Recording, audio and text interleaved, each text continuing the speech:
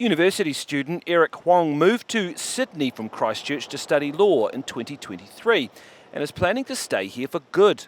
The income is much higher here and there's just a lot more big companies that you can join compared to New Zealand.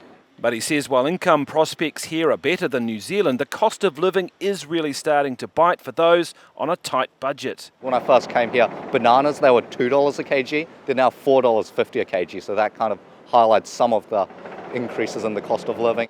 Eric can't vote in the election, but he says he is taking an interest in politics as he wants to stay here. And he says he thinks the coalition offers the best policies. I would say the policies for the Liberal Party do look better, but the party leader, Peter Dutton, I don't think he's very popular with the people here, so that's kind of hindering the Liberal Party's success. But not all Kiwis are as convinced by the coalition's policies. Some living here fear that Peter Dutton, who takes a harder line on immigration, might backtrack on an earlier promise and reverse Labor's pathway to citizenship, which was introduced in the last 3 years. I do worry because if the coalition did get in and they say, well, you know, immigration is the reason that housing is so unaffordable and unobtainable, who are they going to be looking at? So maybe New Zealanders who haven't taken out citizenship. That's Carol Smale. She doesn't have to worry personally about citizenship as she moved here from Invercargill in 1980 and has dual citizenship.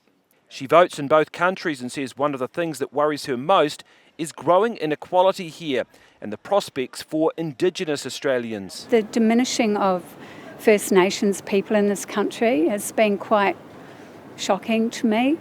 Climate change is also something Carol feels isn't being taken seriously by the major parties in Australia. I do think that in this election particularly it's kind of been pushed to the side because cost of living and housing have kind of been the two hot button issues. But it's kind of extraordinary that we had a cyclone, New Zealand had a really bad cyclone. We all know it's there and clear and present, but it kind of hasn't been a thing, and it really should be.